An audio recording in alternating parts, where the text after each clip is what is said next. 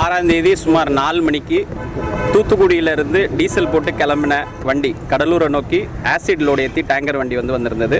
இது சுமார் 11:58க்கு துவரங்குறிச்சி கிட்ட இருக்கக்கூடிய ஸ்டார் ஃபியூயல் பெட்ரோல் பங்க் நிலையத்தில் சர்வீஸ் ரோட்டில் டிரைவருக்கு தூக்கம் வர்ற காரணத்தினால் வண்டி அங்கே நிப்பாட்டி தூங்கியிருந்தார்.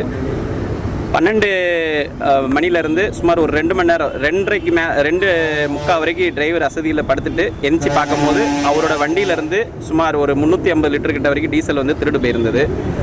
தூத்துக்குடியிலேருந்து இங்கே வந்ததுக்கு ஒரு 110 லிட்டர் செலவாயிருந்தாலும் டேங்க் ஃபுல்லாக 400 லிட்டர் கெப்பாசிட்டி பிடிச்சிருந்தது. 290 லிட்டர் டீசல் பக்கமாக ஜிபிஎஸ் பிரகாரம் அசோக் லேலண்டில் காட்டக்கூடியது 290 லிட்டர் திருடு போயிருக்கு. ஸோ அவர் ஸ்டார்ட் பண்ணி பார்க்கும்போது வண்டி ஸ்டார்ட் ஆகலை. உடனே பக்கத்தில் இருக்க ஃபியூயல் ஸ்டேஷனில் போய் பார்த்தாரு சிசிடிவி ஃபுட்டேஜை. சரியாக ஒரு இது தெரில.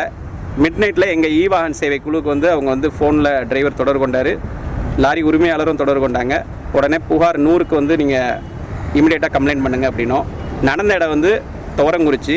அடிக்கடி துவரங்குறிச்சி ஏரியாவில் எந்த டிரைவரும் அசதி காரணமாக அங்கே இருக்கக்கூடிய பெட்ரோல் பங்க், ஹெச்பி பெட்ரோல் பங்காக இருக்கட்டும், இந்தியன் ஆயிலாக இருக்கட்டும், இல்லை ஐஓசிஎலாக இருக்கட்டும், எதாக இருந்தாலுமே அந்த இடத்துல நிம்மதியாக ஒரு தூக்கத்தை ஒரு 2 மணி நேரம் தூக்க அவர் தூங்க முடியாது.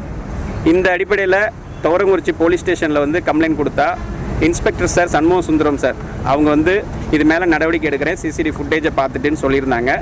அதன் அடிப்படையில் அந்த பெட்ரோல் பங்கில் போய் சிசிடிவி ஃபுட்டேஜ் பார்க்கும்போது அங்கே ஒரு இண்டிகா கார் இந்த வண்டியிலேருந்து கிளம்பி போகுது. பக்கத்தில் ஒரு பைக் வேற ஒரு 2 மணி நேரமாக நின்றுட்டு இருந்தது. ஸோ இது அடிப்படையில் நடவடிக்கை எடுத்து கொடுங்க அப்படின்னு சொல்லிட்டு டிரைவர் கொடுத்த புகாரை அங்கே இருக்கக்கூடிய எஸ்ஐ இளங்கோ மற்றும் ரங்கசாமி இவங்க 2 பேருமே ஆணையர் சொன்னதை, இன்ஸ்பெக்டர் சார் சொன்னதை கூட ஒபே பண்ணாமல் அவங்க மனு வாங்க மறுத்துட்டு மாற்று கருத்தாக வாபஸ், அதாவது புகாரை நீங்கள் ரிட்டன் வாங்குறதுக்கு 2 நாள் கழித்து புகாரை நான் வாபஸ் பெற்றுக்கிறேன் அப்படிங்கிற ஒரு புகாரை நீங்கள் சேர்ந்து கொடுத்தா மட்டும்தான் நாங்கள் சிஎஸ்ஆர் போடுவோம், இல்லைனா போட மாட்டேன்னு சொல்லிட்டு 2 எஸ்எஸ்ஆர் இதை டிமாண்ட் பண்ணாங்க. நாங்கள் கம்ப்ளைண்ட்டுக்கு ஒரு சிஎஸ்ஆர் காப்பி கொடுங்க சார், அடிக்கடி இந்த துவரங்குறிச்சி ஏரியாவில் இது மாதிரி டீசல் போய்கிட்டு இருக்குது அப்படின்னு சொன்னால் அது அவங்க ஒரு பொருட்டாகவே எடுக்காமல் அந்த டிரைவரை கிட்டத்தட்ட ஒரு 2 நாளைக்கு காலையில் வா, சாயங்காலம் வா, இரவு வா, மறுநாள் வா அப்படின்னு சொன்னாங்க. நாங்கள் எங்கள் வாகன் சேவையிலேருந்து டீம்லேருந்து இருக்கக்கூடிய நண்பர்களை ஃபோனில் பேச சொன்னோம். அங்கே வேலை பார்க்கக்கூடிய அதிகாரிகிட்ட கேட்க சொல்லும் போதும் அவங்க எந்த விதமான ரெஸ்பான்ஸ் பண்ணல. நீங்கள் யாராக வேணாலும் இருந்தாலும் நாங்கள் புகார் வாங்க மாட்டோம், திருட்டு கேஸுக்கு எப்படி சிஎஸ்ஆர் கொடுப்போம் அப்படிங்கிறாங்க. இன்றைக்கி பிஎன்எஸ் சட்டம் பிரகாரம் எந்த இதனாலுமே சட்டத்துக்கு கம்ப்ளைண்ட் வாங்கலாம் அப்படின்னு இருக்கிற இடத்துல இவங்க எல்லாருமே இந்த கம்ப்ளைண்ட்டை யார் ஹேண்டில் பண்ணுறாங்களோ அவங்க தலையில் விழுந்துரும் அப்படிங்கிறதுல எல்லாருமே தட்டி கழிக்கிறாங்க. மறுபடியும் இன்ஸ்பெக்டர் சார்ட்ட சொன்னாலும் இன்ஸ்பெக்டர் சார் அங்கே இன்ஸ்ட்ரக்ஷன் நான் கொடுத்துட்டேன், நீங்கள் போய் ரங்கசாமியை போய் பாருங்கள் அப்படின்னா ரங்கசாமி சார் வாங்கிறதுக்கு மறுக்கிறாரு. கூட இளங்கோ சார் ரொம்ப ரூடாக பேசுகிறாப்புல. நீ யாராக இருந்தாலும் சரி நாங்கள் வாங்க முடியாது, நான் போய் எங்கே போய் தேட சார், சிசிடிவி ஃபுட்டேஜ் இருந்தாலும் நீங்கள் ஒரு சிஎஸ்ஆர் கொடுக்க மாட்டேன்ட்டாங்க.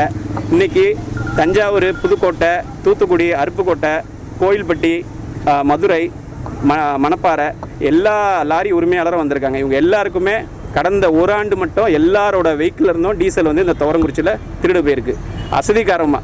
அப்போ யார் போய் புகார் கொடுத்தாலும் டிரைவரை நீ தான் திருடின ஒத்துக்கோ அப்படின்னு சொல்லிட்டு அந்த ஸ்டேஷனில் ரூடாக பேசுகிறாங்க. கம்ப்ளைண்ட் வாங்க மறுக்கிறதுனால திருடுறவங்களுக்கு ரொம்ப ஒரு பெனிஃபிட்டாக இருக்குது. ஏன்னா இவங்க எப்படி போய் கம்ப்ளைண்ட் கொடுத்தாலும் எந்த ஸ்டேஷனில் வாங்க மாட்டாங்க. அதனால் இன்றைக்கி திருச்சியில் எஸ்பி சாரை பார்த்து ஆன்லைன் கம்ப்ளைண்ட் நேற்றே கொடுத்துட்டோம். இன்றைக்கி எல்லா லாரி ஓனர்ஸும் சேர்ந்து இங்கே ஒரு பெட்டிஷன் கொடுக்கலான்னு அருண் சாரை பார்த்துருக்கோம். சார் பந்தோபஸ்து போயிருக்கனால உடனடியாக எஃப்ஐஆர் போட்டு கொடுங்கன்னு சொல்லிட்டு அங்கே இன்ஸ்ட்ரக்ஷன் கொடுத்ததா இப்போ சொல்லியிருக்காங்க. ஸோ எஃப்ஐஆர் போட்டு தரேன்னு ஒரு உத்தரவாதம் கொடுத்துருக்காங்க. இந்த உத்தரவாதம் மட்டும் எங்களுக்கு வேண்டாம். இனி மதுரை டு திருச்சி ரோட்டில் இது மாதிரி டீசல் திருட்டுக்கு எங்கே கம்ப்ளைண்ட் கொடுத்தாலும் லாரி டிரைவராக இருந்தாலும் ஓனராக இருந்தாலும் ஓனர் கம் டிரைவராக இருந்தாலும் உடனடியாக வாங்கணும் காப்பியை. மாற்று யாரும் நான் வாங்க மாட்டேன்னு சொல்லக்கூடாதுங்கிறது எங்கள் லாரி உரிமையாளர் சார்பாக நாங்கள் ஒரு வேண்டுகோள் வான் சேவை சார்பாக வச்சுக்கிறோம். சார் இப்போ வேன் இது லாரி எங்கேருந்து கிளம்புச்சு சார்? ஆறுமணரின்னு ஊர் சார். அங்கே கெமிக்கலில் ஆசிட் லோடு ஏற்றிட்டு கடலூர் போகுது சார். இல்லை இப்போ வரும்போது அவர் எங்கே டீசல் டீசல் ரெகுலராக போடக்கூடிய தூத்துக்குடி பெட்ரோல் பங்கில் போடுறாரு டீசல். இல்லை அமௌண்ட் கொடுக்குறாரு. அமௌண்ட் நீங்கள் கிரெடிட் அக்கௌண்ட் கிரெடிட் இதை டீசலை போட்டுட்டு இங்கே ஒரு அசதி கிராஸ் செக் பண்ணீங்களா? அவர் அந்த 400 லிட்டர் போட்டாருன்னு அது பில் இருக்குது சார், எங்கள் கையில் பில் இருக்குது, போட்டது இருக்குது சார். வண்டியில் இப்போ BS6னால அதுலேயே ஜிபிஎஸ்லேயே வந்துடும். ஒரு டேங்க்கில் எவ்வளோ லிட்டர் கிடக்குங்க முதற்கொண்டு இப்போ ஏஎல் வந்து கொடுக்கக்கூடிய ப்ரொவிஷனில் நம்ம பார்த்துக்கலாம். வண்டியில் வந்து டீசல் எவ்வளோ போட்டிருக்காங்க, அது அங்கே பெட்ரோல் பங்கில் போடக்கூடிய 250 லிட்டராக இருந்தாலுமே இங்கே வந்து ஒரு ஓனருக்கு மொபைல் ஆப்லேயே வந்து 250 லிட்டர் ஃபுல் ஆகிருக்குங்கிறது ஜிபிஎஸ்ல ஐ அலர்ட் அப்படின்னு சொல்லிட்டு ஒரு ஆப் வந்து அசோக் லேலண்ட் கொடுத்துருக்காங்க. அது மூலிமா நம்ம பார்த்துக்கலாம். அதே மாதிரி எந்த இடத்துல திருடு போனாலும் அதை ஜிபிஎஸ்ல செக் பண்ணும்போது எவ்வளோ லிட்டர் போயிருக்குங்கிறதும் அதை காட்டி கொடுத்துரும். இப்போ என்னென்னா போலீஸ் அக்யூஸ் பண்ணுறதுனாக்கா எல்லாமே டிரைவர் தான் எடுத்துக்கிறாங்கிறது. ஆமாம் சார், அதாவது இந்த கம்ப்ளைண்ட்டை வந்து வாங்காமல் இருக்கிறதுக்கு அலக்களிக்கிறாங்க. அதுக்கப்புறம் நம்ம யாராச்சும் ஒரு இன்ஃப்ளூயன்ஸை வச்சு ஒரு டிஎஸ்பி சாரை வச்சோ இல்லை இன்ஸ்பெக்டர் வச்சோ ஃபோர்ஸ் பண்ணி கொடுத்தா கடைசியில் வந்து நீ தான் பண்ண அப்படின்னு சொல்லிட்டு உங்கள் டிரைவரை நான் கஸ்டடியில் எடுக்கிற மாதிரி இருக்கும். டிரைவர் தான் இதுக்கு வந்து உடந்த, அவர் எங்கேயாச்சும் வித்துட்டு வந்திருப்பாரு அப்படின்னு. அதாவது 100க்கு 100 டிரைவருமே வந்து இதே சோழியில் தான் இருக்காங்க அப்படின்னு நம்ம சொல்ல முடியாது. ஒரு டிரைவர் வந்து ஒரு கம்பெனியில் 10 வருஷம் 15 வருஷம் ஓடக்கூடிய இருப்பார். அவர் சொல்லக்கூடிய ஸ்டேட்மெண்ட்டை ஓனர் எடுத்துக்கிடுவாங்க. அங்கே இருக்க நியர்பை ஸ்டேஷனில் கம்ப்ளைண்ட் கொடு அப்படின்னா அந்த ஸ்டேஷனில் இருக்கக்கூடியவங்க அவங்க வந்து அரசு துறையாக இருந்தாலும் இவ்வளோ ரூடாக வந்து ஒரு பப்ளிக் வந்து பேசக்கூடாது, வாங்க முடியாது, முடிஞ்சால் ஒன்றால் என்ன செய்ய முடியுமோ செய் அப்படிங்கிறாங்க. ஸோ அது அடிப்படையில் தான் இன்றைக்கி எல்லா லாரி ஓனர்ஸும் இங்கே கிளம்பி வந்து இ-வாகன் சேவை சார்பாக நாங்கள் வந்து ஒரு புகார் எஸ்பி சாருக்கு வந்து கொடுக்க வந்திருக்கோம். நைட்டே நான் வந்து எஸ்பி சாருக்கு எல்லாமே வாட்ஸ்அப்பில் எல்லா டீட்டெயில் வீடியோ எல்லாமே அனுப்பிச்சி விட்டேன். சாரும் தக்க நடவடிக்கை எடுக்கிறேன்னு சொல்லியிருக்காங்க.